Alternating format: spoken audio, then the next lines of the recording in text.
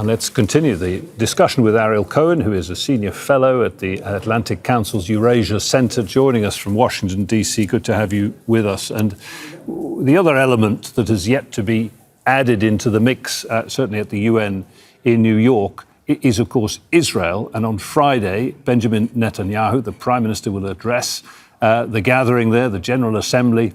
Israel, seldom if ever as isolated as it is now, with so many countries, more than 150, recognising the state of Palestine. He then on Monday has a meeting with Donald Trump at the White House. No prizes for guessing which of those two occasions will matter more to Benjamin Netanyahu. Indeed, but I think the Israeli government has neglected the international dimension, the global dimension of this conflict.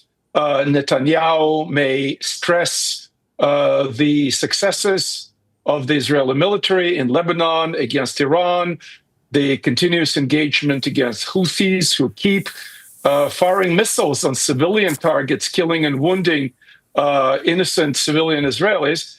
But at the same time, the aftermath of the warfare in Gaza will be decided by the United States, the Arab countries, Israel, Israeli neighbors, Jordan, Egypt, and to some extent by the rest of what people call international community. And we saw that President Trump had very few kind words to say about the United Nations. You're suggesting that the General Assembly isn't relevant in all of this, really?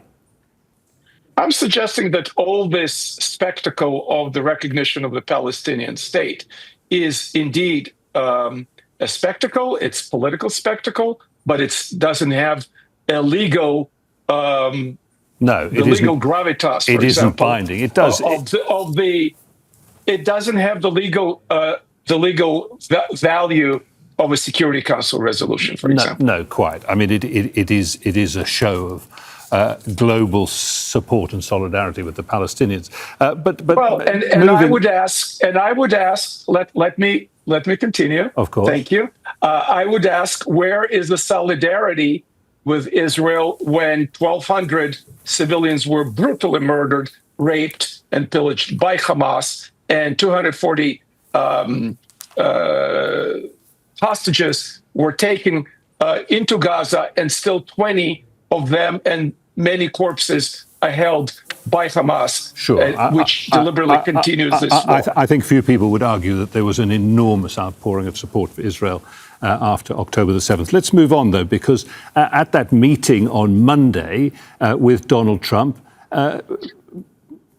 Benjamin Netanyahu has said that he will issue his response to these collective recognitions of the Palestinian statehood following that meeting. Is he going there, do you think, to get a green light from the US president to annex the West Bank and essentially put to bed, bury the whole idea of a two-state solution? First of all, before the war is over, I think talking about a two-state solution with Hamas still entrenched in Gaza is absolutely premature. It's putting the horse before the cart, the cart before the horse, whatever the expression is. Secondly, I don't think Benjamin Netanyahu is going to succumb to his far-right coalition partners in the cabinet and the government and annex all of the West Bank.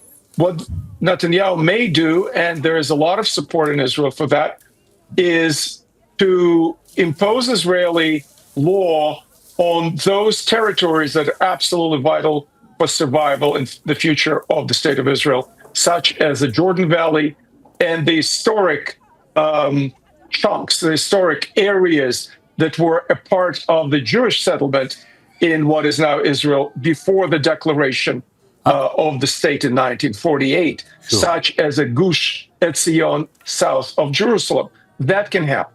Let me point you to Donald Trump's words just in the last couple of hours. I think we're close to a deal, he said, referring to a meeting with Arab and Muslim leaders in New York. He was speaking alongside the president of Turkey. Everybody wants to see the war over with, everybody. Is it possible that when Benjamin Netanyahu turns up at the White House on Monday, he may be delivered a different tone by the US president?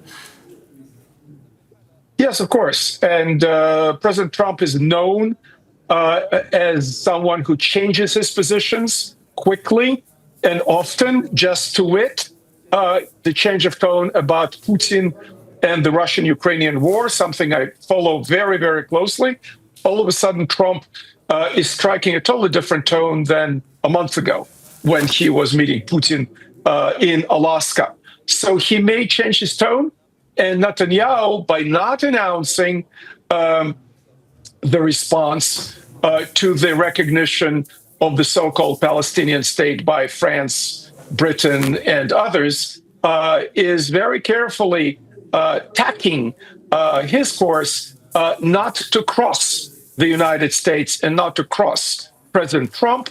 So he will be as much coordinated with Trump because his eyes are on the existential threats to Israel, which is the Iranian nuclear program. Okay, on that note, we'll leave it there. Ariel Cohen, thank you very much, Senior Fellow at the Atlantic Council's Eurasia Centre. Don't miss out. Get the full picture. Subscribe to Al Jazeera for reliable news, expert insight. Like, share, stay ahead.